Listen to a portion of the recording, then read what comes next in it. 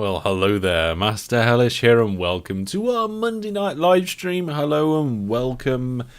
It feels like it's been a while.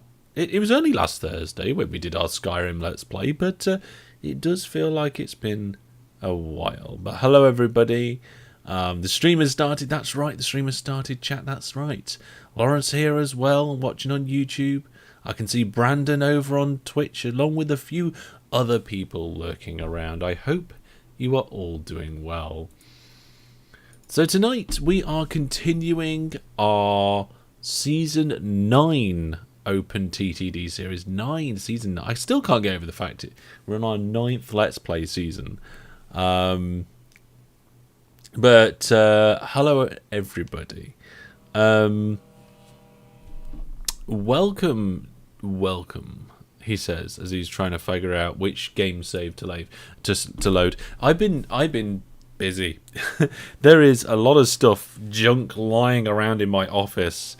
As you can see in the background there's like boxes up here and folders down there and just like shoes strewn across the room. I'm in the middle of a bit of a tidy up. So over here in the UK, most people got a 4-day weekend because of public holidays. And whilst I spent most of that with the family and stuff, I did get a little bit of sorting done in the office, which is good. However, the aftermath there's just stuff everywhere. It's like it's by no means done, and it's going to take a million years now to get the rest done. Oh well, never mind. Let's get the save open up for Season 9. And we'll remind ourselves where we are with Season 9, and we'll check it out. So the company, I think, is called Fed Up Express. We're going to jump into the game new. Here we go. And this is the assembly plant. And this is actually going to be the last episode of this series before we go into the series break. Now, I will explain that fully now, as fully as I can remember, and then I will do that at the end as a quick recap as well. But today we're going to be, kind of, as the title of the live stream says, we're going to be filling in the blanks or the gaps or the bits and bobs. We're going to be pointing up the mortar. We're going to be dotting the I's and crossing the T's. Because, like I said, this is going to be the last one. Let's go. This is going to be the last stream before I hand this over. So what I'm going to do now, we're in 1976 at the moment, and we have everything coming into our assembly plant. So if we look at the assembly plant, we can see that the vehicle parts, vehicle bodies, engines and tyres are supplied. And if we go to each of those places, for example, the Jimster's tyres, we can see that each of the items in there, the rubber, the carbon black, the sulfur, and the steel wire rod, are supplied. Similar for the body plant, everything's supplied there. And if we go over down to Volan's component, everything is supplied there too. So we're actually bringing in, I think there's something up here. Where is it gone? Is this one? Is this one as well? We're actually supplying everything to the level behind. So we've got to that point where we're supplying everything that we need for the plant. So what we need to do now is improve the network and make sure it's reliable and it's all good. You can see that currently we're making 1,735 tons of vehicles at the assembly plant. So now, at the end of this live stream, I'm going to get this game save as well as this map and all that, and I'm going to upload it to the website for you guys to download and continue on from this point. And what we're going to do, we're going to play all the way until the year, I think it was the year, was it 2000? It wasn't the year 2000, was it? Am I going to give you so many years to play? I mean, we can work it out. We'll do some maths. We'll do some maths right now and work it out. I've got my my calculator open on the screen. So if we did to the year 2000 and we minus 1976, that gives us 24 gameplay years, which is about 13 minutes of unpaused game time. If you divide that by 60, you get 5.2 hours. That is a medium amount of gameplay time. Maybe we should make it to 2020 or seeing as we're currently recording this series in the year 2022, maybe we should go to the year 2022. What does chat think about that? I'll come over to chat in just a moment once I've explained this. So 2022 minus the 1976 is 46 years. Multiplied that by 13 minutes divided by 16 minutes an hour gives you 9.9 hours of gameplay. So basically 10 hours of non-fast forward gameplay. I like that. I think that will do quite nicely. I see Tropico says that it's your birthday today. Happy birthday to you. Hope you're having a good day. Nice to have you come around. Byron says yes, 2022, and Brandon's yay monorail. That's not how Brandon talks, by the way. So there we go. That's the basic premise. We're going to do today's live stream. We're going to save the game off. We're going to hand it over to you guys. I'm going to make it available for download on the website.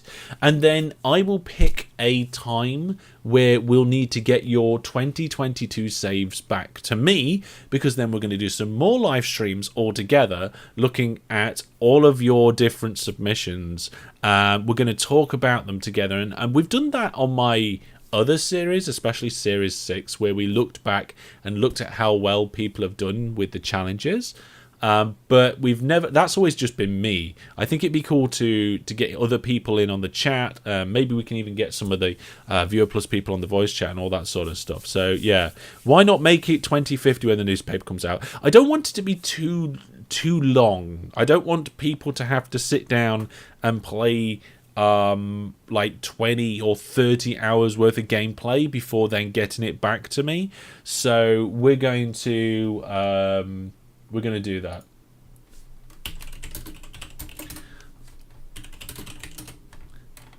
One moment. So as far as I'm aware, Brandon, they're not breaking any rules. So yeah, I think that would be too far ahead. I just want people to have a few hours of gameplay just to see what they can do. And of course, in this series, build while pause is on. So if people want to spend more time with the game, then they can do. Are you playing with the add-ons? Yes. So this series, Series 9, let's go back. Oh, we are in the game. If we have a look with the mods, we've got the first industry replacement set version 4, and that is set to Steeltown, and we're using Industrial Stations Renewal. So there we go. Job's a good one on that front. Let's crack on with what we're going to do today. So one of the things I wanted to look at particularly was I noticed that we've only got 2 of the things supplied to this electric arc furnace. Quicklime and oxygen are still options for things to be brought in. So if we have a look over here, are we producing? Oh, we are producing oxygen at the oxygen furnace. Oh no, wait! It requires oxygen. It requires I'm at oxygen. least 98.3% sure I'm not an OpenTTD dev. Yeah, I'm not sure where that oxygen comes from. So let's have a look at the industry chains.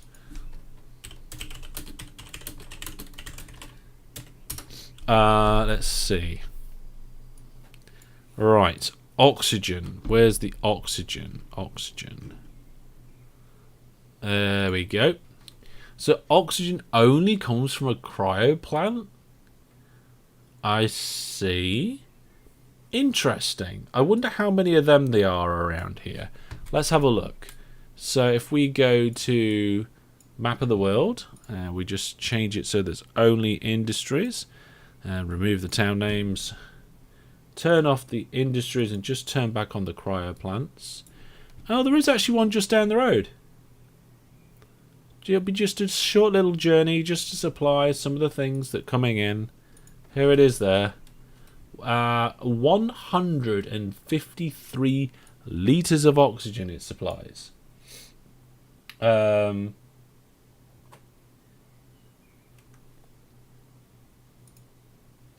Okay. Right then. So, what we're going to do is we're going to connect this up. That does appear to be a lot of oxygen, but I don't know, like, how much oxygen does the average human use? I don't know. So what I'm going to do is I'm going to use the, let's see, water pumping station? I don't know which one to use, actually.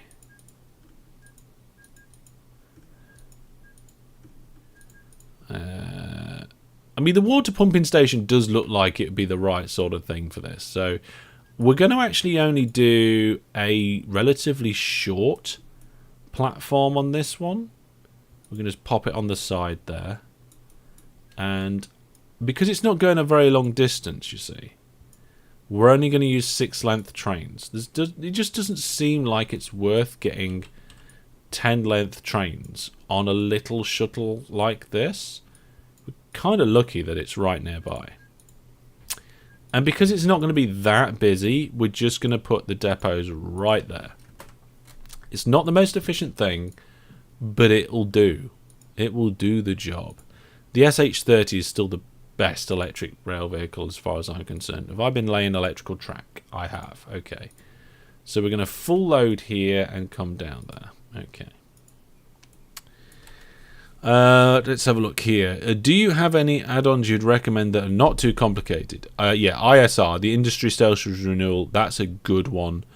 It depends what you want. Like, why do you want an add-on? What's the point? Are you bored with the base game? Do you want something more? Is there something in the base game you don't enjoy and you're looking to fix? Do you want to play the base game earlier where there's no vehicles, like in kind of horse and wagon times? Or are you wanting to play the game past the normal end date? In which case, I would recommend the vac tube train set and hover vehicles. Yeah, it depends. And Brandon says the average human uses 550 litres of oxygen a day. Wow. So that's in a month. Like, I'm getting my calculator back out again. We're gonna do the maths on this. So, if we do 550 times, we'll say 30 days in a month. I know it's not exact. That's about 16,500. So, if we do 153,000 divided by 16.5, then there's actually only enough oxygen there for about 9 people. Do you like chicken? Do you mean, do I eat chicken? Yeah, I eat chicken.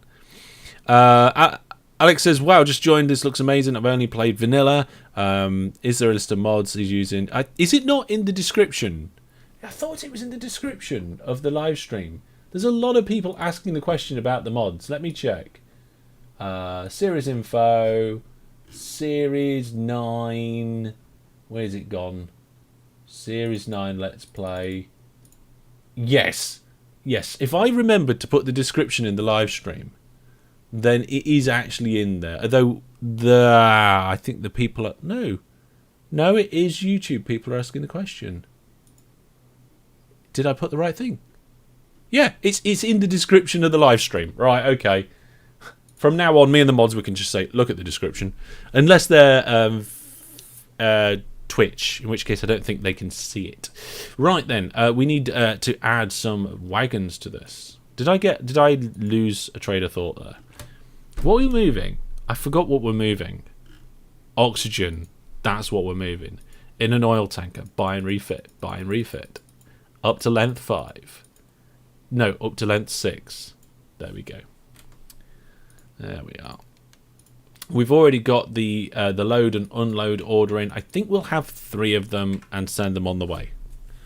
Good job's a good one. Yeah.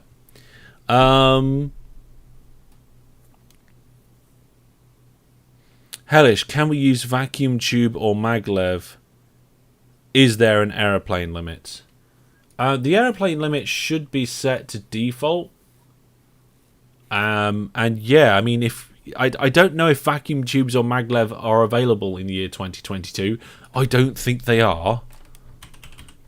Limits on aircraft are the default of 200. So yeah. So there we go. Those vehicles will come out of there. I won't run the game just yet because we're going to keep it... I don't want too much of the game to progress. Although I will run it for a little while, just for a couple of months, so that we get a good reading on the amount of vehicles that are coming out of this assembly plant. If it's jumping up and down a lot, I want to be able to see that. So we'll be supplying the oxygen. Maglev is 2021. If Maglev is 2021 and you want to use Maglev in 2022, go for it. Jamela says, hey Hellish, how are you? I'm doing good. Busy, but good. A couple of weeks ago, you asked for suggestions of games you might like to play on. Recently started playing Standard Deep. Okay. Could you pop that in the ideas channel on the Discord, please, so that it doesn't get lost in the chat ether, and I'll check it out. Thank you. Okay. So, the other thing that we were looking at around here was the fact that we're not supplying quicklime. I have no idea where quicklime comes from, so we're going to go to the industry chains. And we're going to go to quicklime. Comes from a lime kiln. That comes from a quarry or a limestone mine. This is where the kind of the connected chains become quite big. That's an iron ore mine. So let's have a look at... does it go back to where it was? Of course it doesn't go back to where it was. Oh dear. Quicklime. So it was a quarry or limestone quarry. Limestone quarry. Limestone. You'd think with them being in alphabetical order it'd actually help me, wouldn't you? Come on. There we go. So there is actually a quarry right nearby which we could potentially use. Hang on a minute. We've already got a lot of these limestone mines hooked up to something. Hang on a minute. Are they not hooked up to ALM's blasting? Yes, it's connected to a blast furnace. Ah, right. This is where we might get a problem. Let's look at the industry chain again. For quicklime. So if we go to a lime kiln...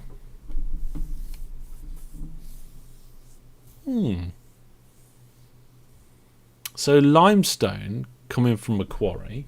What's the other thing that comes from a quarry? Does limestone not go anywhere else? Oh, it does go to a blast furnace.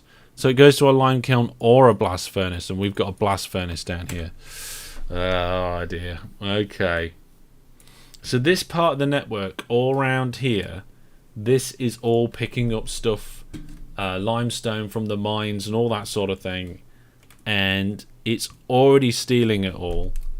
We could use some of the quarries though, because I haven't really used any quarries in this area, so we'll check that out. Can we see the passenger network? I mean, the passenger network is the passenger network. I mean, there's two of them. I mean, they haven't really changed. There's one there that goes... where does it go? Hang on a minute.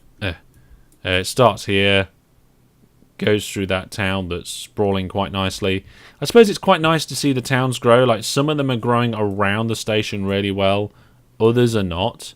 This one we've saved space for a bigger airport. And this one is really growing very nicely around it. The other passenger network is down here with the Beantowns loops with the docks and the ships and so forth. Which is, I mean, hasn't changed since we built it, let's be honest. It wasn't built that long ago, and it's not providing any massive transit service which will make the towns really grow that much.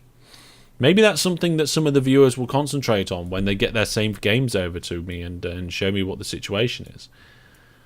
Okay, so we're looking at this electric arc furnace, and we've done the oxygen. I'm kind of not 100% convinced that I should bother with the quicklime. Although now I'm thinking about it, you get a maximum production rate if you supply all three of the cargoes. So yeah, let's do it. So quicklime, we can get limestone from one of the quarries, but that's not a great quarry. I don't think it is. 63 tons. Let's have a look at the map and see what else we can find. Okay, so there's one here that we're not using. That's 216 tons. That's much better. And then there's one just over here that we're not using. That's 63 as well. So I think out of the options, it'd be really good to get this one hooked up. And then what we'll do is between here and there, where we'll put the other station, somewhere in the middle here, depending on the land, we'll put the remaining required items in. Is this only for Viewer Plus subscribers? Is what only, Farshed? Nothing is... Do you mean downloading the map and then submitting your game saves? No. No, it's not only for Viewer Plus subscribers. All viewers will be invited, are invited, to download this game save off the website and give it a go to the year 2022 and then submit it back to me. I'll talk about how you can download it, where you can download it, and the submissions and all of that sort of stuff at the end of this live stream in approximately an hour and a bit's time. We're doing an hour and a half live stream tonight, folks. That's what we've got time for. So let's just go and have another quick look. Where's it gone? Where is it gone? There it is, the quicklime. So the quicklime goes through a lime kiln on the way through. So we're going to be going quarry, limestone, lime kiln, quicklime, electric arc furnace, I think. Okay, so we need to either... This needs to be a lime kiln, which it's not. It's an iron ore mine. Or we're going to have to fund one. And I think funding one is really what's going to happen here. Okay, let's do it... Like, can I get it in here? Oh, I've got some control problems on my headset. Oh, I accidentally just turned my headset off. There we go, it's working now. The on-off... This headset is a fantastic headset, but the on-off switch, I don't know if it's always been like this, but if it's not fully on properly, the on-off switch, you get audio in one ear. It's a bit weird. Okay. Fund new industry. Lime kiln. There it is. We're going to fund it and put it there. It looks rather small, but never mind. That's alright. Let's just get rid of that. It is a very weird thing, Brandon. Yeah. It is extremely weird. Right, let's put the station... Oh, hang on. We're going to be bringing lime, which is kind of like a raw mineral resource, isn't it? So we'll do a mineral loader there. And we'll do a mineral unloader there. We'll just do a simple line backwards and forwards. Again, going short distances without large quantities. Do simple lines. It doesn't matter, does it? I mean, the throughput. You know what? I just realised I didn't put signals on the other line. Look, there's no signals on this line. So you'd only be able to have like a maximum of 5 trains on this line before it all started to horribly go wrong. There we go. I'll put some signals on that line now. I'll get some signals on this line as well. Right then, what's next? Oh, I didn't get a drink. I've got a placemat. There's no drink on it. You know what? I want some jelly. No, I'm not going to eat jelly beans. I'm not going to eat... Right. I got given some jelly beans, and I divide them up into my little pink pots. Some of you guys might know about my pink pots.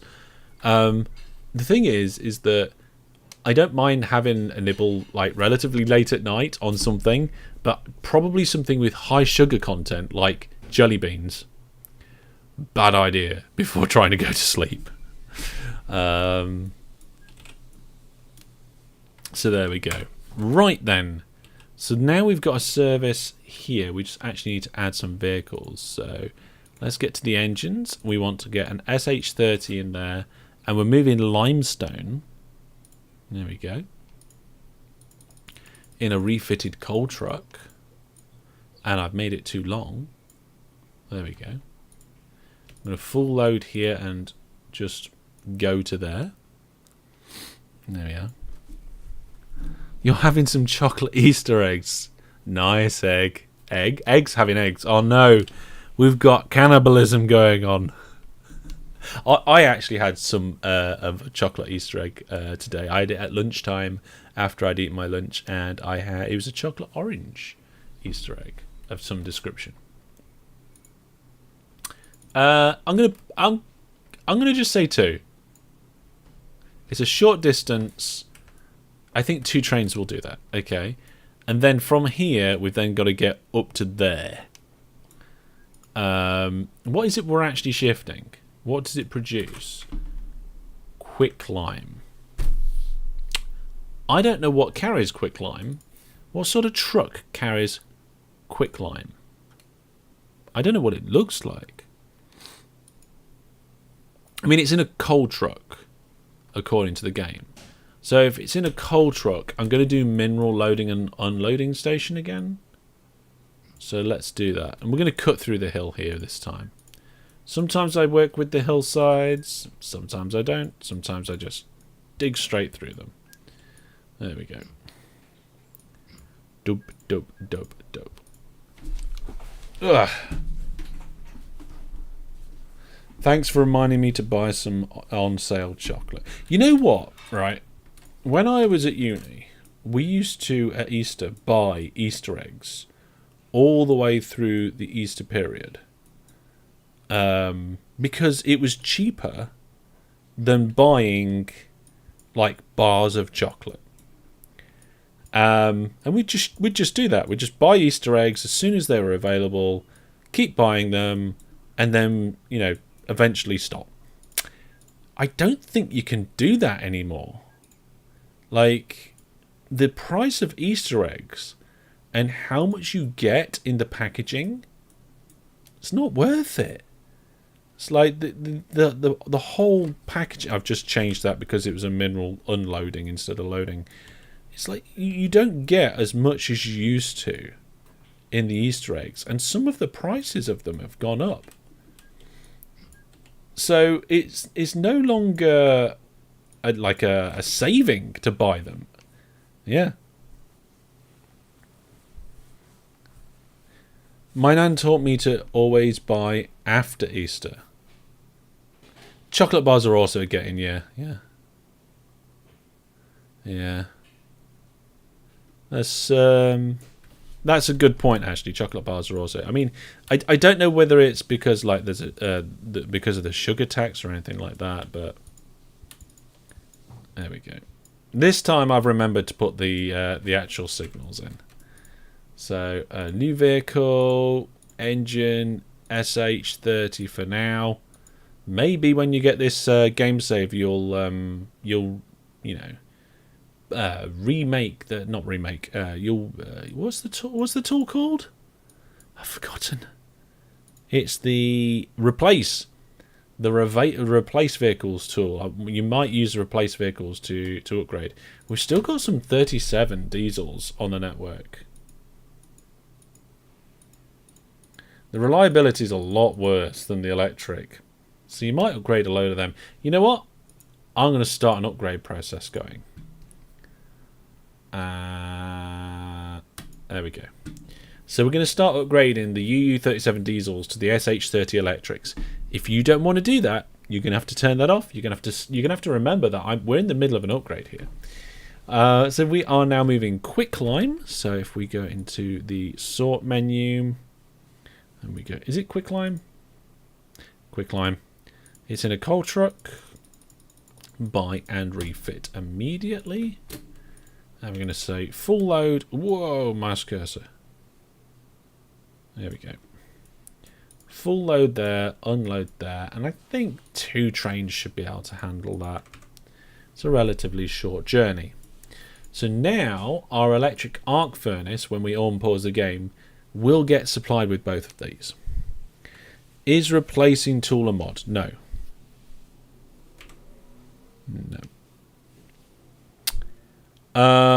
Yeah, so the ability to replace vehicles. So if you go into either the, whatever classification of vehicles you want, like the boats or aeroplanes or whatever, and you go to manage list and replace vehicles, this replace vehicles window shows up and is a fantastic tool. Let's stop replacing some of these vehicles. There we go. I don't know why we've got 2 Bakewell Lockets and the rest are Yate Hugans.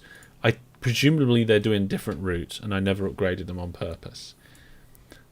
So now our electric arc furnace will be supplied with all things. And if we go round on the other network, so what else is on that network? So we've got the bulk terminal is also feeding that part of the network.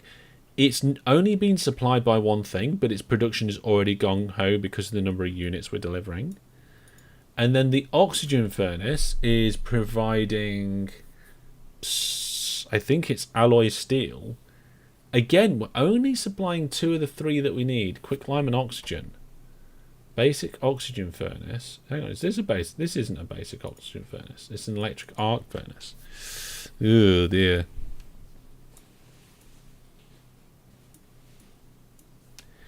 Brandon says, I remember ruining my entire game because I upgraded my universal planes to something new and they couldn't carry whatever it was you was transporting. Oh, that is harsh.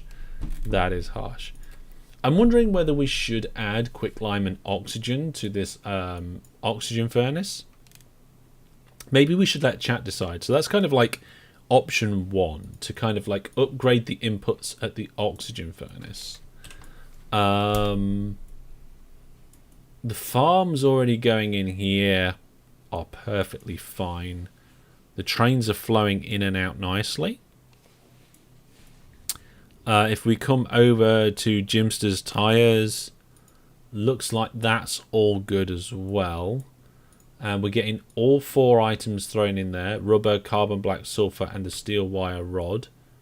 Now if we go over here to where the steel wire rods are being made, we are actually bringing in all 3 again. Carbon, steel, acid and cleaning agents. So that's really good. So I think overall that is kind of like the things that need to be in. We've got engine parts down there. That's getting all of them supplied. I can't remember if the glassworks is looking good. So glassworks is getting sand and soda ash. We're not transporting it all apparently. Not quite sure what's going on there, but these railway lines are actually the opposite way around. If you play my game save, you need to watch out for that. Most of the network is this way, where trains drive on the left, and the whatever section that this section down here, they drive on the right. We should probably name this area down here. Let's name it after a viewer plus subscriber. Who we're going to name it after? We're going to name it after Elaine.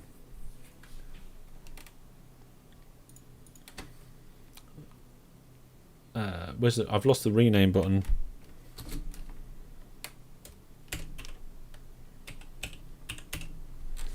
Okay, so this is going to be Elaine Airport.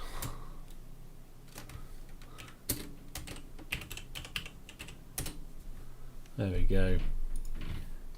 As always, let me know if I've got any typos anywhere, folks. We'll try and tidy that up as we go. So this is all like this is all like the quarry around. Maybe we should put a sign here as well. Elaine likes it when trains drive on the right. That is true, actually. So we're going to call this Elaine's right-hand drive. No, we're going to call it Elaine's right way. Because Elaine says it's the right way. So there we go. If Elaine gets their hands on this save, all of the trains will drive on the right. I'm not sure she's going to get this game save and go around and change all that. I don't understand English because I'm Brazilian. I'm sure there's plenty of Brazilians that do understand English. One of the things about being English and having English as your primary language, it makes it quite difficult to choose a secondary one, because in Europe, your second or third language will probably be either the second or third language spoken in your country, or maybe the neighbouring country, or English, because it's almost, I don't know. I don't want to say it's like a universal language, but it's quite common, you know. So it's kind of a good second or third language. especially in the parts of the world that we're in over on this side of the world. But then, like, you can't choose English as your second or third language if you're English already. It's like there's no easy choice for it's like, what do you do? I don't know. I would like to know global languages by number of speakers.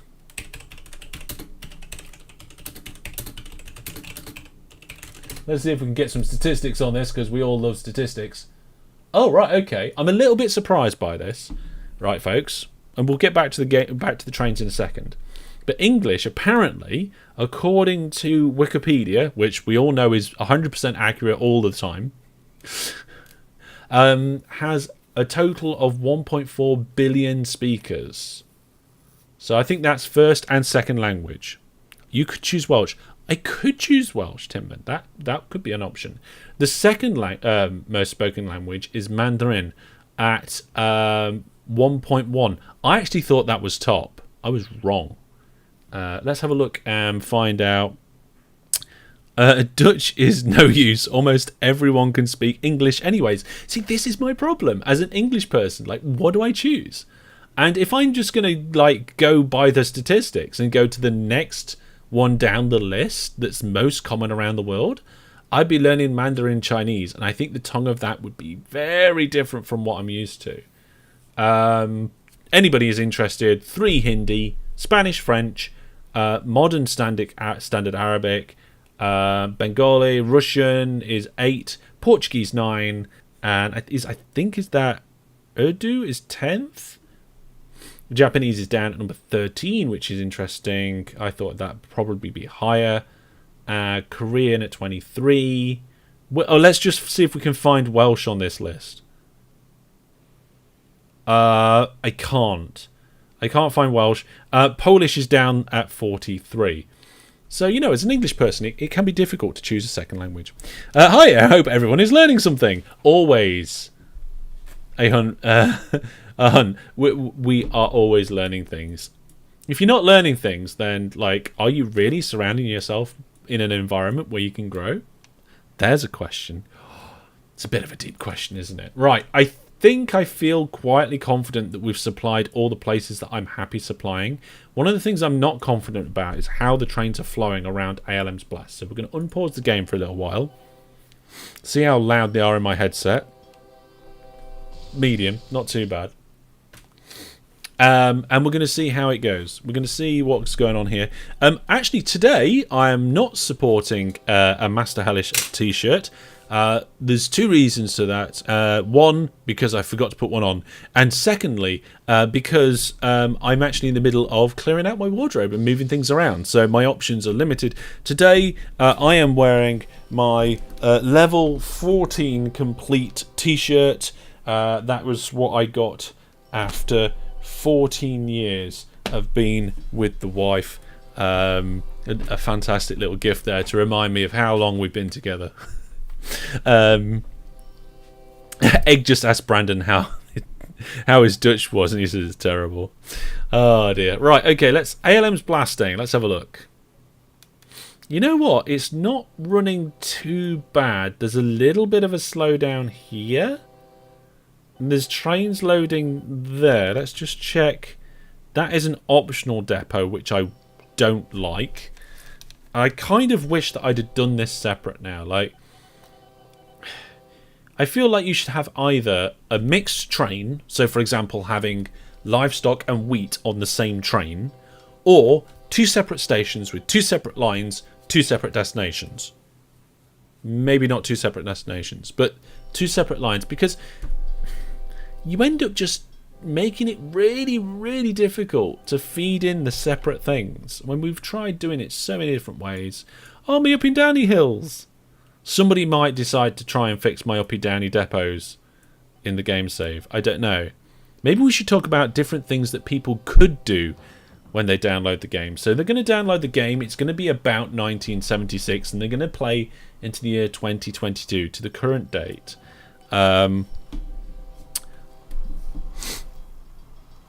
Brandon says separate stations work well for dual things. I think so. Separate stations, separate railway lines. It's a good way of going forward. And I think one of the things they can do is like improve the number of different things coming into this electric arc furnace. There's only those 4 items going in. And there's not a lot of the quicklime and oxygen. It's like just like a little bit of oxygen, enough for, what was it, 9 people a month we worked it out at. And there's not a lot going on down here at all. I think our first train is about to go. So that could be improved. Over here at this oxygen furnace, quicklime and oxygen are not being supplied. So that could be something that people might want to work on. Most of my railway lines are left-hand drive, so what you might want to do is come down to the right-hand drive network over here and actually change it to left-hand drive. If you want to go around the entire network and change it all to left-hand drive, all to right-hand drive, be my guess, but you probably won't enjoy the experience, I'm guessing. Things are running well down here. We're not getting any sheet steel in at the minute. We've got paints and coatings, but no sheet steel. And now they are using this, they're sharing this railway line. So I'm breaking my rule, sort of actually. No, because there's a merge here. So there is a separate line that goes to this place, and there's a separate line that goes to that place for the 2 different materials.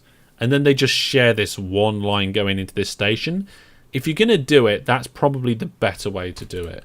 Also, depots before stations, I've started to think should always be forced depots, because you heard cheap steel. Oh, I heard it too, Brandon. I probably said it. Like steel wool.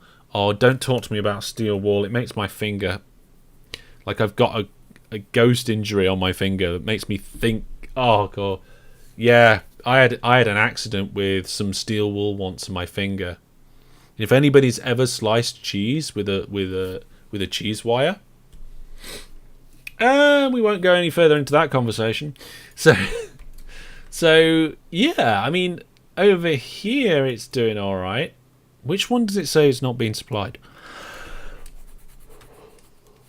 Strangely enough, sheet steel, but I think there's a delivery of that just coming in. And this is all relatively new, this part of the network. This was only done an episode or 2 ago, so it's still building up. We are getting engineering supplies coming in. Maybe that's something that some people might want to do. They might want to grab these engineering supplies and take them somewhere. Maybe we could actually look at that. So we don't need them over here at this plant. We're only bringing salt in, and this plant weirdly can never get into like any sort of gung-ho production. This is the salty area. We've got various different amounts of salt from 3 different places being put in here. Maybe we should name the salt area after one of the Viewer Plus subscribers as well. I think we've managed to name a lot of the places in here.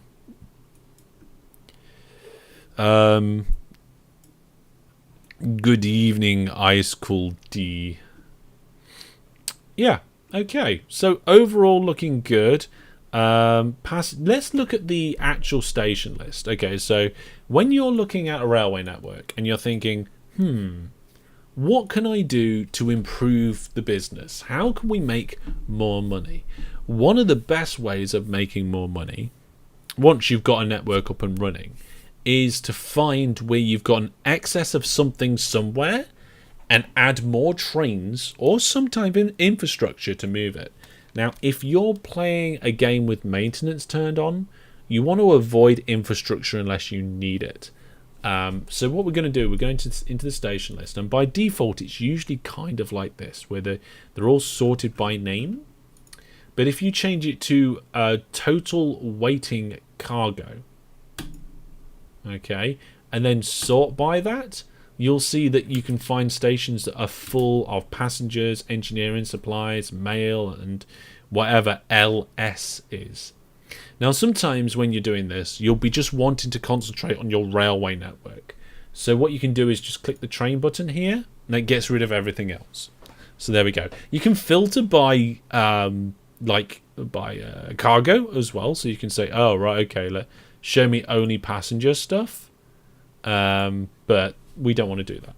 So we can see that out of everything in our entire network on the rail network. Oh, by the way, if you ever wondered, this green and red bar You can barely see it, but the green and red bar beneath the amount of cargo that's waiting, that's the rating. That's the station rating.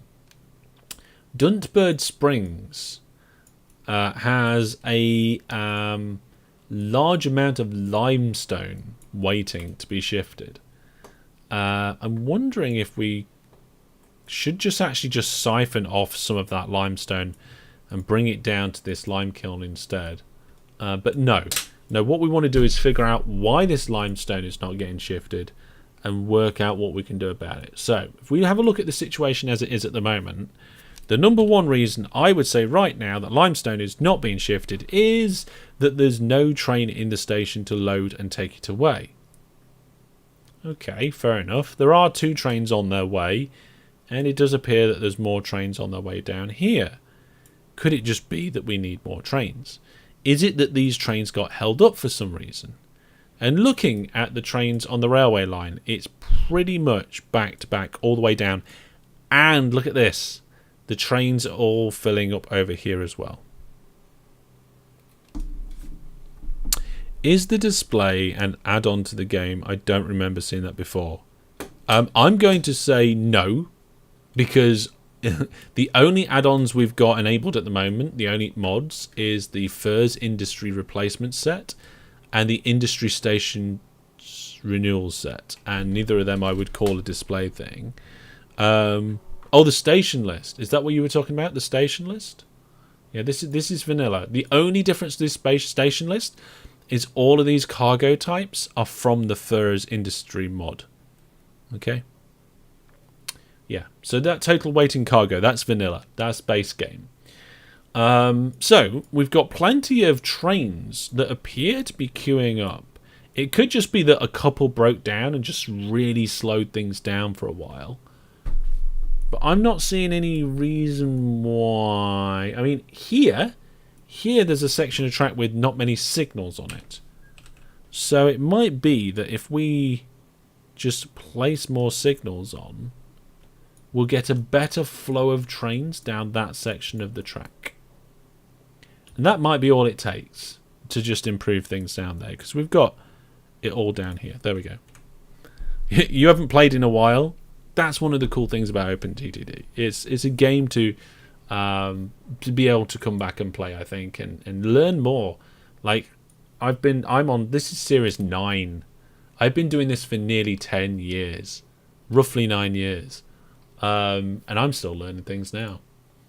Right, what have we got going here? So according to this, we've got a lot of PI at Fronthingpool Bridge North, which I think is this station. Pig iron. We've got a relatively large amount of pig iron.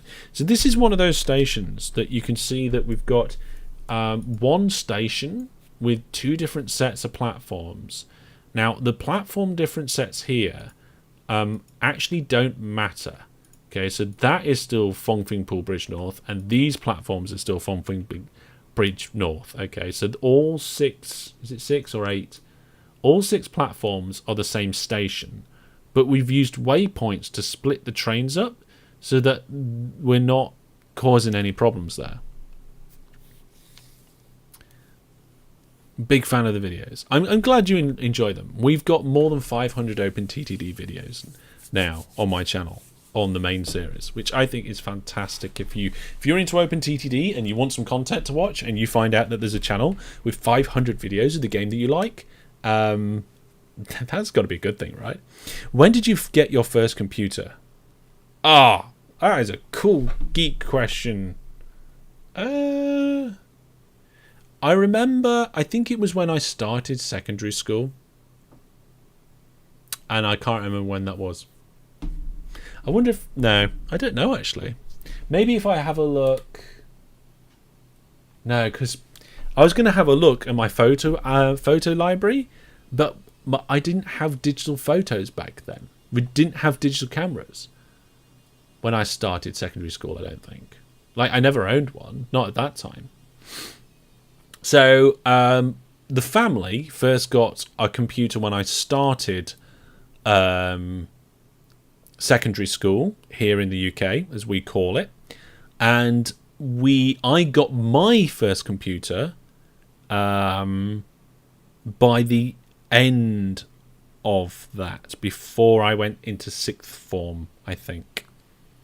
I remember playing Command and Conquer Tiberian Sun on a dial-up modem, where we'd get the modem to phone each other's house directly, rather than doing it through some sort of internet. Oh dear. The only you only play OpenTTD while traveling on a cheap laptop, and it pretty much only runs OpenTTD and Space Station 13. There are lots of games I think that laptop would run, but yeah, OpenTTD, like the base game especially, can run on a potato, but when you've got multiplayer going on, you definitely need a decent machine. So this is exactly what I mean. Right, I think we just probably need more trains that are doing the pig iron. So if we go to the waypoint here, we can click the train icon and it will show you all the trains that go through that waypoint. And you can see that we've got 8 trains. Now if we look at the other waypoint and look at the trains going through there, there's 33 trains going through that other waypoint compared to these ones. So what we can do is we can just get one of these depots here and clone these trains and put just a few more on. Just 4 more trains I think should make a relatively big difference. Also, that piece of track doesn't want to be there because this is an off-the-line depot, double depot slip-through thing. So definitely have to get that off there. What was that computer? Timon says. So the first computer I ever had was some sort of PC that was put together out of spare and second-hand parts from, I think it was a family friend. It was a very long time ago. The first computer I got was a tiny PC. The family got it. Within a day, I'd broken it. We were on the line to support. Basically, I'd got all of the files and folders on the C drive, and I thought this is messy, so I created a new folder and put them in it, tidy things up. But then when you booted Windows, it couldn't find any of the Windows files because they weren't there anymore. I'd moved them. Which, in my defense, like, if those are system files, it shouldn't let you do that sort of stuff. And these days it doesn't. At least I don't think it does. I've never done anything that daft before since then. We've thrown some extra trains on there, so that'll be all right.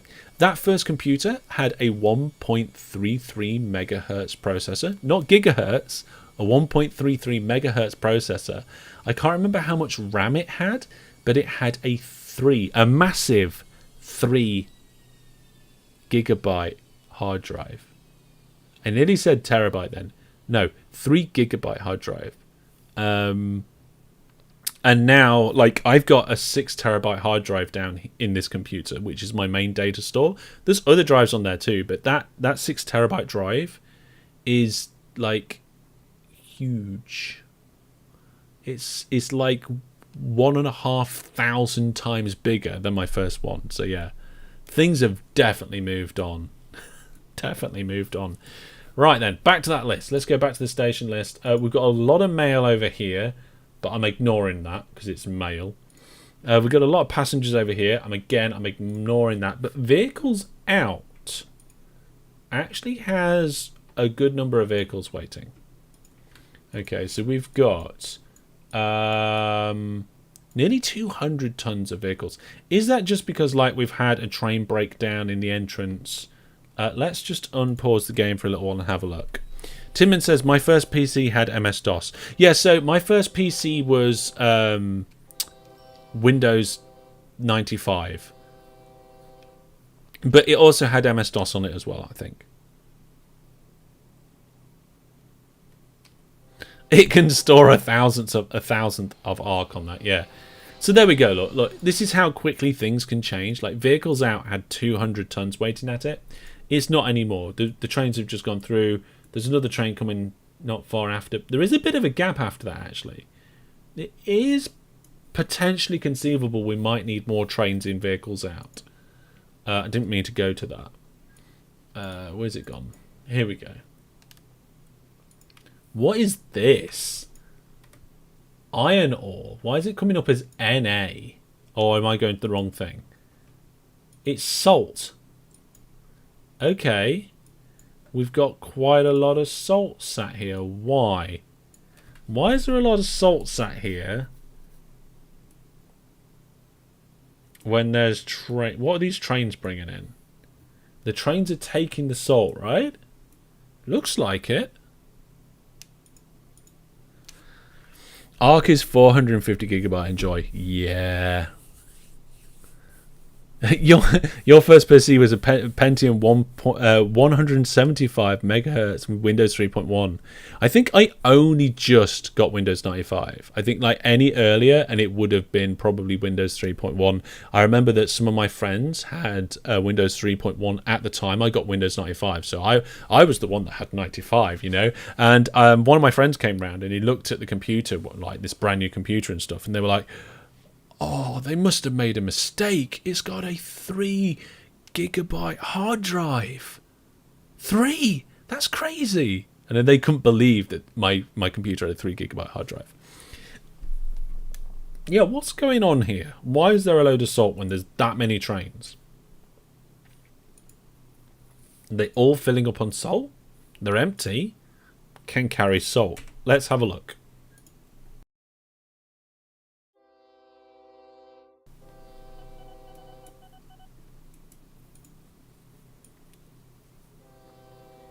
Yeah, looks okay. Yeah, it's gone down, look. There we go. So it's just one of those things where maybe a train was pulling in, or maybe we just got a large delivery from one of the other ones, like the feeder train. Like that feeder train probably only just dropped off. So there we go. Lawrence says 3 gigabyte of hard drive, plus 133 megahertz. 1996 maybe, you say? Yours was a Pentium 100 with 8 megabytes of RAM and a 1 gig hard drive, Windows 95.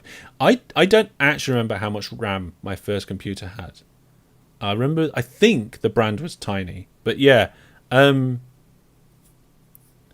was a computer. And then, like I said, my first computer that was just mine was a bit of a Frankenstein. It was like a fixer-upper that I had from a friend of the family. And then I can't remember when I first got my first computer for me. Like I bought my own first computer. I don't think I built my first computer after that. Like after the Franken PC. So we got the family PC, which was our first computer. Then we've got the Franken PC, which was a fixed up second hand one. Which was given to me, and then I'm pretty sure after that I bought one, and it wasn't until after I bought that one that I started building and keeping my own ones go. The family computer had Windows 95, but I'm pretty sure that my Franken PC had Windows 98. 98, yeah. So that kind of dates it a little bit, doesn't it? I think it does. It was pretty much brand new Windows 98 at the time. You know what? I'm not sure that that's going to be too much of a problem now on the network. Like, most things are shifting nicely. The only thing that isn't are these down here, and I don't know what else to do about it.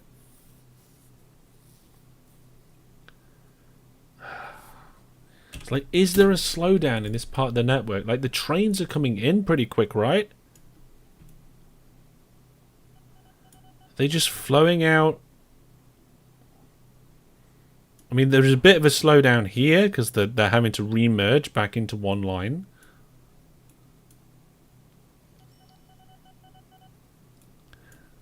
Brandon misses the Windows default games. Oh, I don't miss them.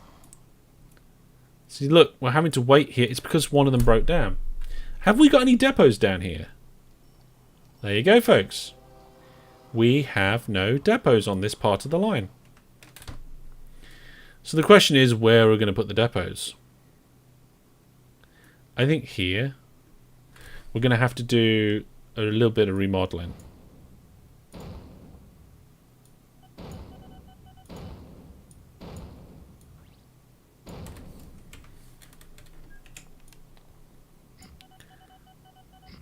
There we go.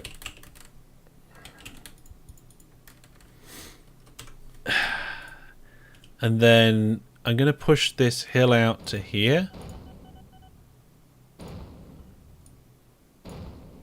There we go. Kablamo!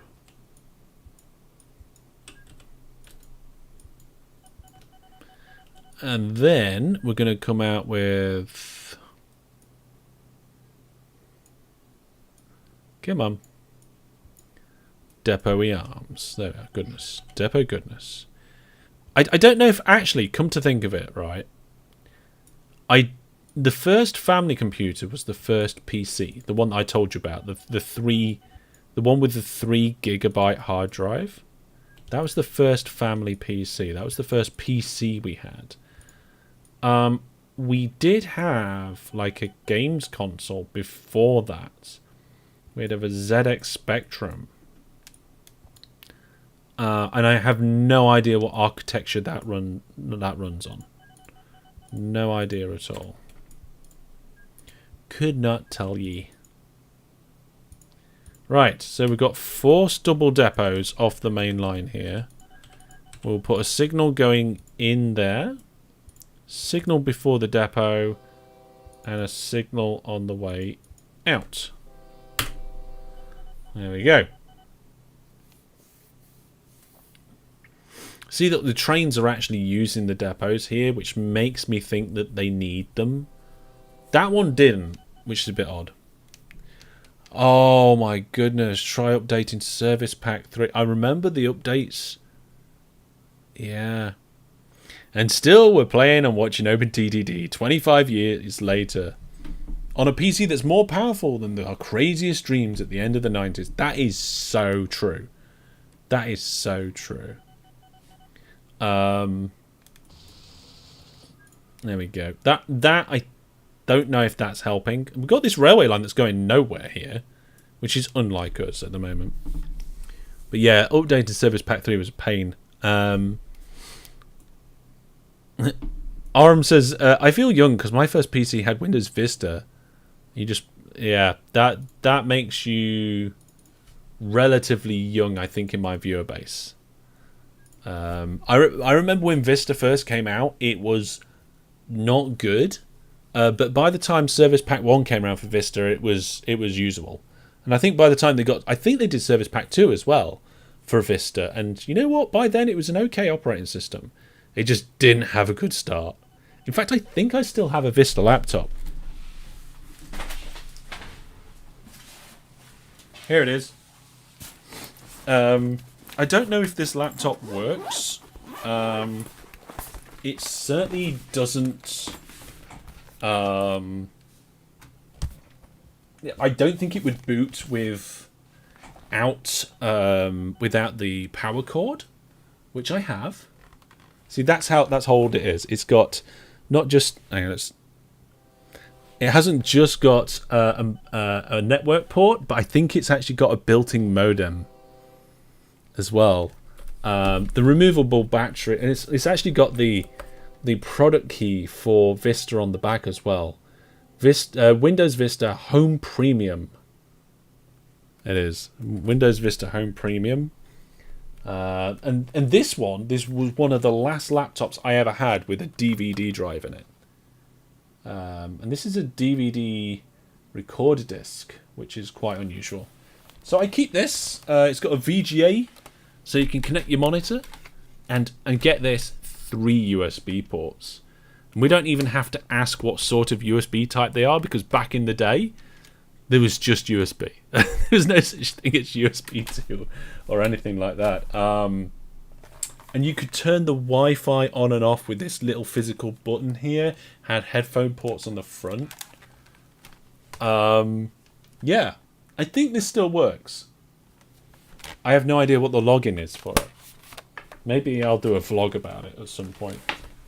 If you every now and then I put something on my vlogging channel, like stories about tech or places I've visited, or sometimes it's just silly things like cooking in the kitchen and things. And if you want to check that out, head out to my website, because it's all on the second channel. But yeah, I'm not sure, but that might have been my first ever laptop, and that I kept that one until the one that I'm currently using these days. And I do need a new laptop. The one I took it to a LAN party last year, and it was not enough. It was not enough. It has a headphone and a mic jack. That's right, Egg. Yeah. That was a relatively lightweight. That was like a lightweight laptop back in the day. Yeah. Hellish in the Kitchen is great fun. Yeah, I'm gonna do a few more of them. So, okay. I think I'm not 100% sure, but I think we're looking pretty good. Have we got power lines on this? We have got power lines, and some of the trains are using the depots here, so that indicates to me that they needed it. I kind of tempted to put another set of depots in down here, but then they're using these double depots and those double depots as well, so maybe that actually has fixed the problem. Maybe it is.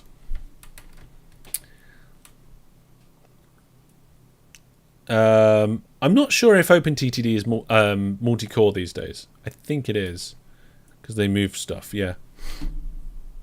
Just think, there's kids that are younger than that laptop probably watching this. That is true, Tom. That is highly possibly true. I don't think I could even go into the emails of where I purchased that. I have no idea. Shall we quickly have a look at what the make was?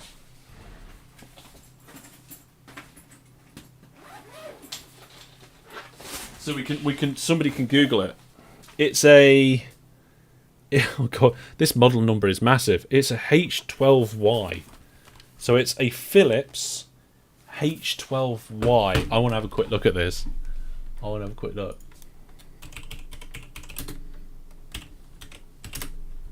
see if we can find it. Oh my goodness. Okay. People are selling them on eBay for like 30 to 60 quid. I could probably wipe this and put Linux on it, and I'd be able to use it for something. There's a lot of people selling like spare batteries and power supplies for it. I'm struggling to find any statistics on it. Like, let's go specifications. Let's have a look at specs. Oh, here we go. So I think, I'm not 100% sure, but I think this was my first laptop. It's got an Intel Core 2 gigahertz, glossy screen. These I wouldn't trust these specs, because half of them is like it's in a 0 gigabyte hard drive. I don't think that's the case. It just means they haven't got any data for it. Some sort of Intel 128 megabytes graphics apparently. Yeah, I don't know, but that's what it is. If you want to have a look it up. Yeah, Brandon says mostly laptop batteries my end, but I don't know when it came out or anything like that. That'd be interesting to know. Right then, so we fixed that part of the network by just adding some depots in. I feel like we're going to put some more depots in here. Almost certainly is a good idea. So we're going to unpause the game and check it out. The real question is, can it run OpenTTD? Not only can it run OpenTTD, Brandon, but I'm sure that laptop will have run OpenTTD in the past.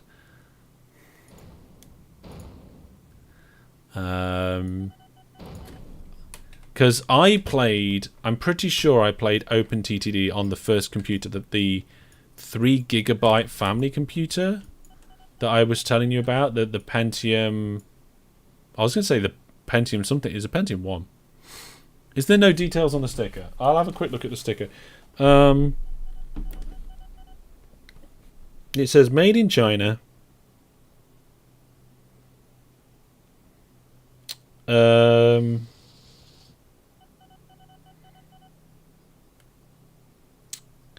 a load of IDs on it and a batch number.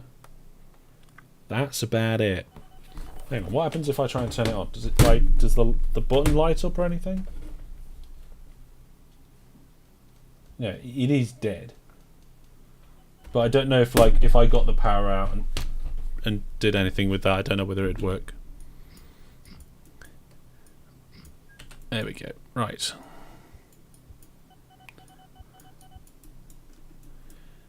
I'm pretty sure the only problem we've got with this part of the network is breakdowns.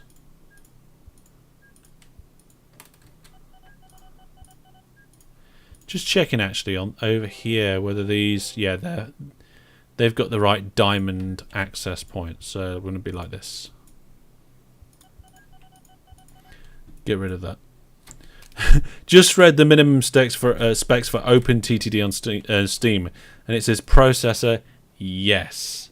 I mean, I don't know if they've always said it like that, but yeah, that sounds familiar. That does. That's OpenTTD. I mean, if you go back to Transport Tycoon before OpenTTD, then you might find that there was actually some specifications required on that. I've got a MicroProse Transport Tycoon disc here, and I don't know if it has. Oh, here we go. Minimum specs: Windows 95 or Windows 98, 16-bit color display. That's it. That's the entire specs. Windows 95, 16-bit color display. I know you can't read that, but you can probably see how short that line of text is next to my finger. That's it. That's the specs. And then loading instructions, depending on whether you're 95, you can load it into Windows 3.1, and it even gives instructions for loading with MS-DOS. Check with your PC supplier that you have installed the MS-DOS drivers for your sound card, CD-ROM drive, and mouse. Access your CD-ROM drive by typing its letter and a colon, and then pressing enter. Wow! I'm gonna take a photo of this and post it on the Discord. Okay, so we've added a second set of. So if it can run Windows 95, it can run OpenTTD. Basically, Egg, that is the approach that they took here. It's like, if you can run the operating system, you can run the game. So I'm just going to shove this straight into general chat on Discord. If you don't know where my Discord is, head out to my website. Go down to the bottom.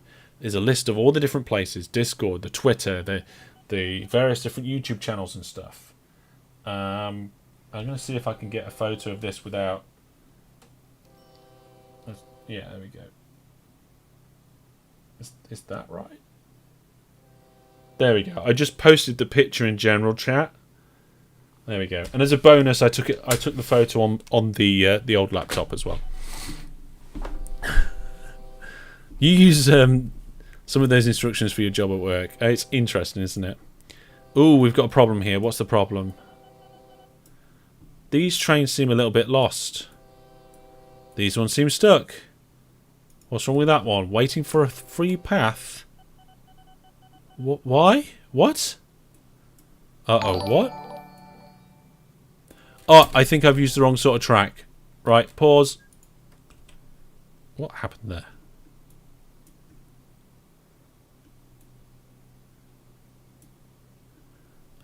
Not all of the network is electrified. Oh my goodness, not all of the network's electrified. Right. I don't know why that's the case. I'm pretty sure that I did this correctly at some point. But let's go to the top of the world. And let's go to the bottom of the world. And electrify the entire world. Zzzt. Oh, it costs 5 million. Oh my goodness. Have I been running the network with and converting my trains to electric using the replace vehicles tool? Like, we've got 68 trains that now are electric trains, and I've only just done that. It's written in Comic Sans, is it?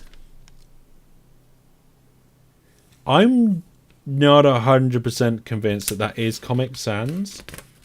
Certainly looks like it could be, Brandon. Yeah. This disc says 1995 MicroProse, not for rent or hire. And it is a compact disc. So this isn't one of the originals. This is one of the ones that came later on. And it was one straight out deluxe. I can't remember what was new in Deluxe. Oh, hang on, there's more information on the back. Okay. Oh, there's right. Okay, there's more on the back. I'm gonna have to take a photo of this. Right, I'll quickly run through it because some of you might be interested. But it basically says requires a 25 megahertz or higher processor, CD-ROM, and 4 meg of RAM. You need a color monitor capable of doing 480p in 256 colors, a mouse, MS-DOS 5 or higher, and 4 megabytes of hard disk space. It also says it supports a Sound Blaster with 100% compatible devices. I think it actually had surround sound as well. So I will just post that in the Discord too. Boop. Plop. Yeah, I'm not sure what the difference between... I don't know what the difference between Transport Tycoon and Transport Tycoon Deluxe, actually. Do you have the original too? There is one of the originals, yes. There's a box on my shelf. That white box where my finger is. Transport Tycoon, that's one over there. Global, it says for when... yeah, please... For Windows 95 users, please use DOS. Yeah, I love that. It actually says on the back of the CD, it says, warning, this game could swallow your life. No, really. In red letters, it says, warning, this game could swallow your life. No, really. And never has a review by PC Review ever been more applicable to me and my YouTube channel. Anyway, I just realised the reason why we hadn't had a problem until now with those electric trains is because the parts of the network that were not electrified were not converting the trains to electric trains, because you can't. The depot isn't electrified, therefore you can't convert a standard diesel train to electric train, which is one of the reasons why, if we're going to replace vehicles, for some reason we've only converted 68 vehicles. It's because we could only convert so many vehicles because not all of it was electric. And I placed electric depots on this line, so as soon as we got electric trains coming out, it hit the line and stopped. Now I've fixed that, these trains will be able to continue. Which probably means there's going to be a bit of a backlog over here and the limestone's going to all do that. DJ Egg said, and it did. And Brandon said the same as well. When hard drive space wasn't given in gigabytes or terabytes. Yes, megabytes was it there. Comic Sans was actually a good font for people who struggled to read. Yeah, I would say actually, as much as Comic Sans is not a nice looking font, it's an easy font to read. Yeah. Yeah. One of the things about the early versions of of Transport Tycoon was that you didn't actually need the CD to run it. So you could just take it round to your friend's house and install it on their computer, if you were so inclined to do such things. But there we go. There we are, folks. Little walk by down memory lane. It looks like we've got relatively good flow on these trains down here, so that's okay. We've got stuff coming in to our little tiny lime kiln here. It's tiny compared to some of the other industries. It's only covering 6 tiles.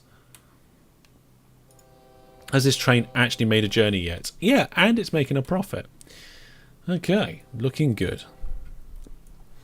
Well, folks, we haven't done a massive amount to the network, and we got a little bit sidetracked today with a few trips down memory lane.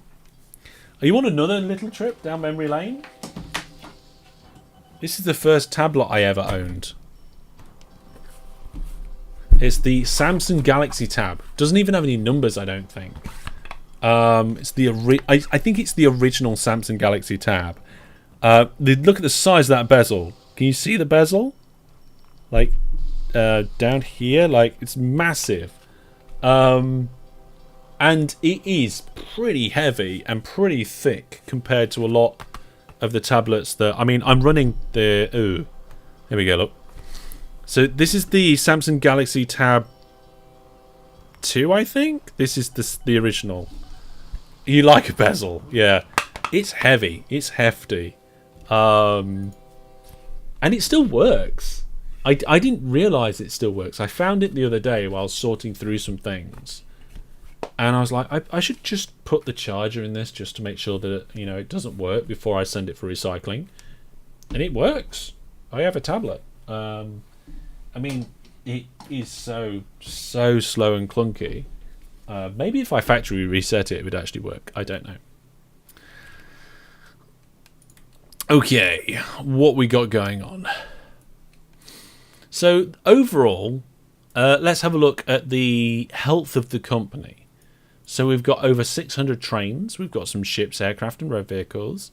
We've got 320 million in the bank account. We've placed, wow, 680 rail pieces. That's a lot of rail pieces. All of that is electrified railway, and the signals count separately, which is interesting. I never thought of it like that. And we've got 8 airports, and they're all doing a fantastic job. Looking at the money, obviously train income is doing really good. We've got some negatives in here for new vehicles and for construction, which is all nice. That's fine. Our total running costs for all our trains, road vehicles, aircraft, ships, and property is 4.7 million, but that is completely offset by the 64 million that we make. We can have a maximum loan of 900,000, so that's all good too. Oh yeah, that's how we're looking, not on the company league table, but on the detailed performance rating. Let's have a look. Okay, this is interesting. Right, so when I hand this game save out to people, the detailed performance rating is currently 90%, which is relatively easy to achieve in OpenTTD. However, the minimum profit is so difficult, that last 10%.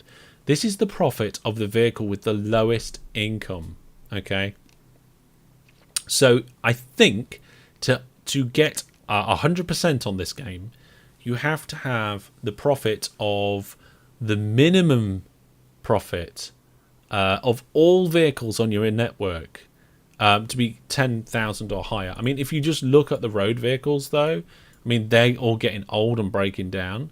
But if we look at the profit last year on these vehicles, minus 5,000, minus 1,000, minus 500. I mean, a lot of these are lost leaders. I don't really care about that. They're for purposes. But if we go all the way to the ones that are making the most amount of money, 6, 7, 8K.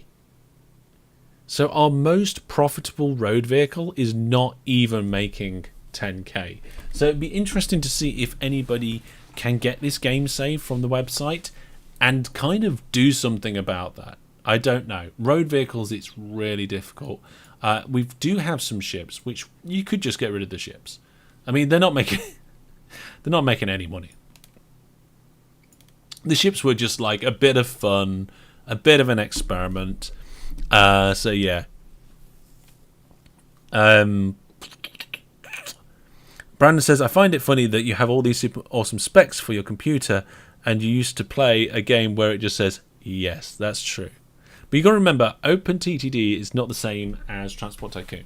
Okay, so the code's changed, the graphics are different, the screen resolutions you're running at are different. So like back in the day, you were expected to run this game at 480p, which... I mean, I'm running this at 1440p, so I'm running it at nearly 1,000 pixels more in height, let alone the width. So yeah, there's a lot of difference there. Kirby says, hey Hellish, recently got into OpenTTD after relapse and your channel has been great. I do feel time runs really, really quickly though. Are there any GRFs or settings for slowing down the years? The only one I can really recommend, Kirkby. Well, there's two. There's two ways of doing that. There is a mod. I'm pretty sure it's a mod, like a GRF, where you can change how long a day is. Like normally it's about 13 minutes for an in-game year. But I'm pretty sure there's a mod that can do that. I've heard that it does mess up a little bit. So the way I would say is play with construction pause turned on.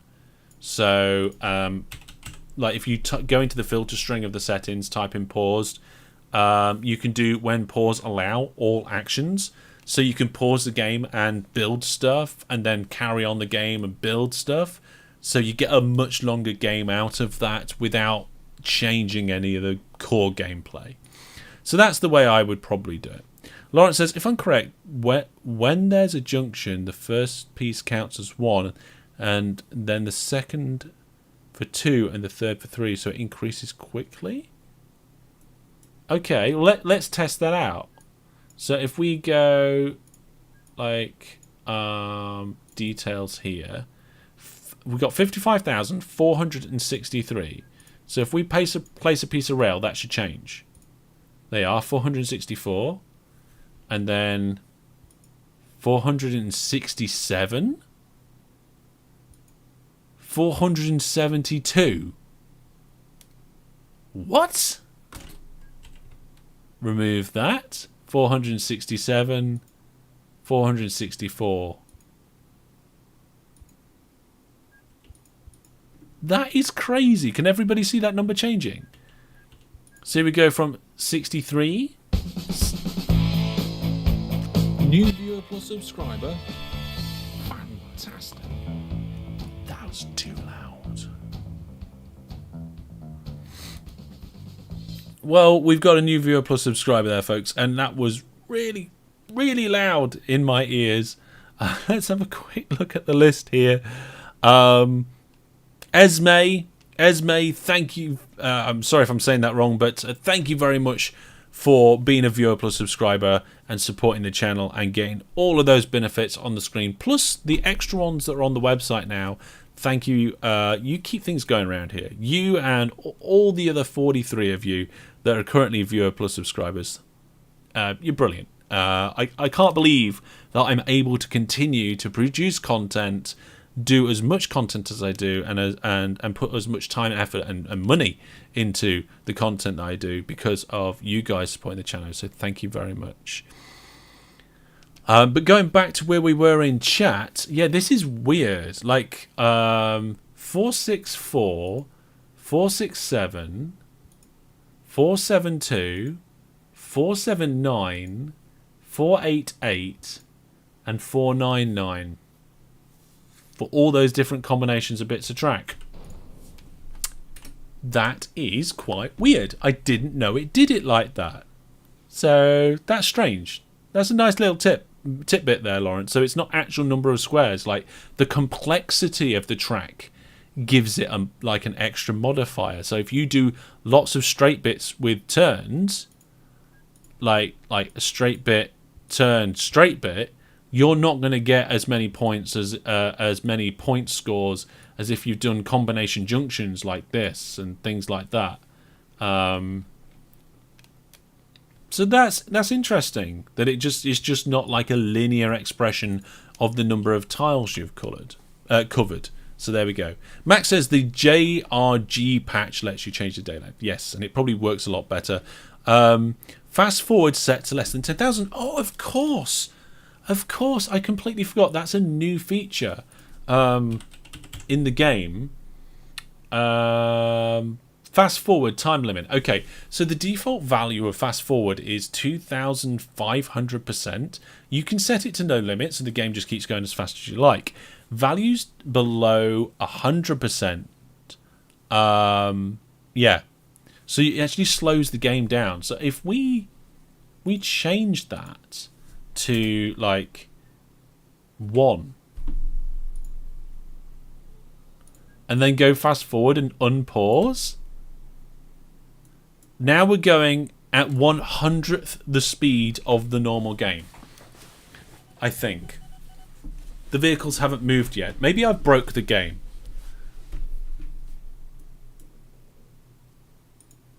Oh, no, wait. I just saw it move. There you go.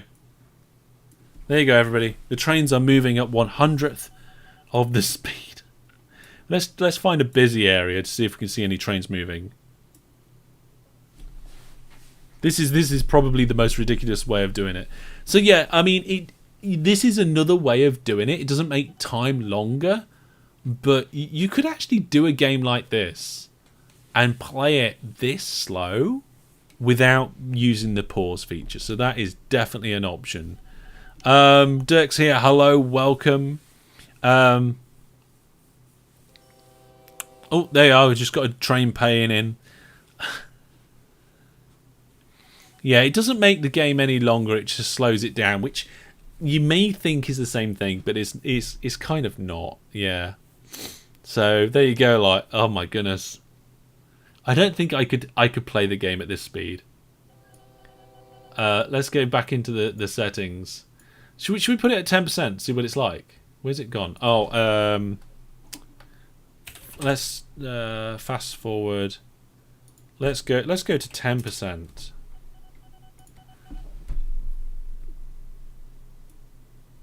Oh, even then, the trains are just ticking around, aren't they? Look at them go! Oh, this is ridiculous. Okay, let's change it to. Let's go to half speed. Let's go 50% of normal game speed. That can't be right. Maybe I need to toggle it?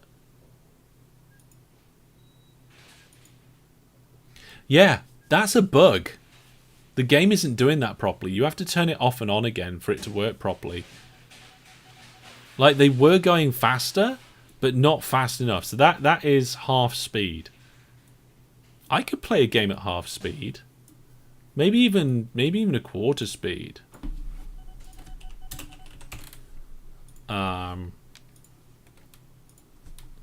So if we go back down to 25%, let's do 10% again, because let's compare 1 and 10%. So that's 1%. You can see like the train like just barely jutters along every half an hour.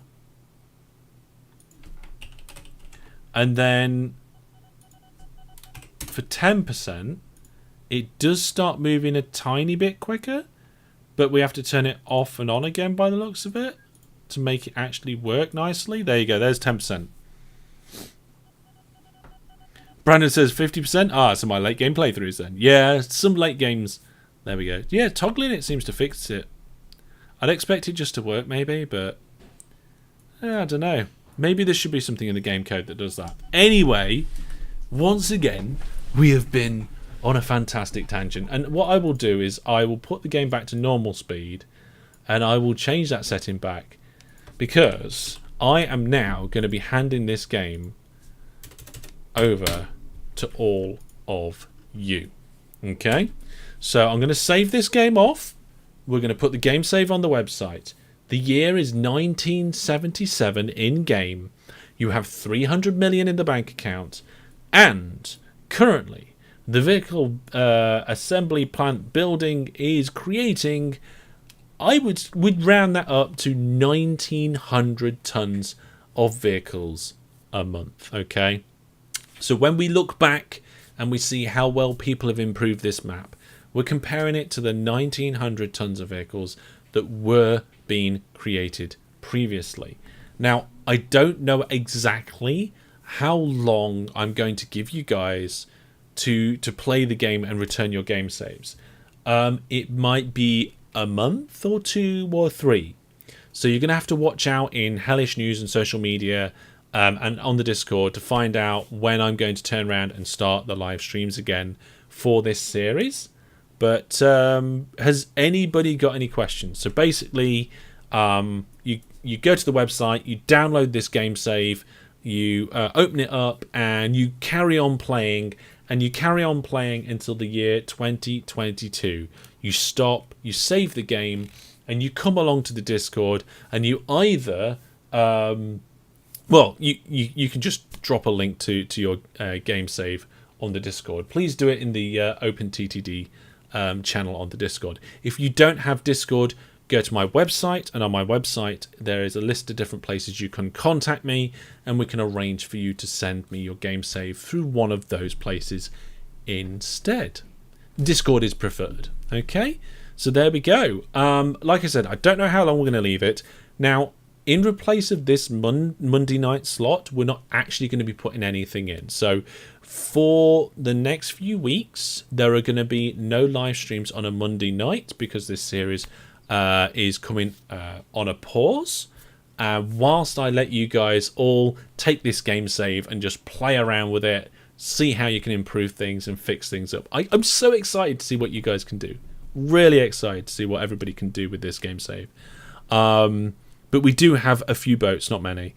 You've just started with OpenTTD and found the tutorials and want to say you are insane. I am probably insane, but I've been told I'm not a danger to my health, to my own personal health, or to anybody else. One of my friends did say that. So, oh, you know, you're not a danger to yourself or anyone else. Which is a great compliment, isn't it? But there we go, folks. That's pretty much it. I'm going to put it on the website. It won't be tonight. It'll be like at some point tomorrow. Fingers crossed. Definitely by the end of the week.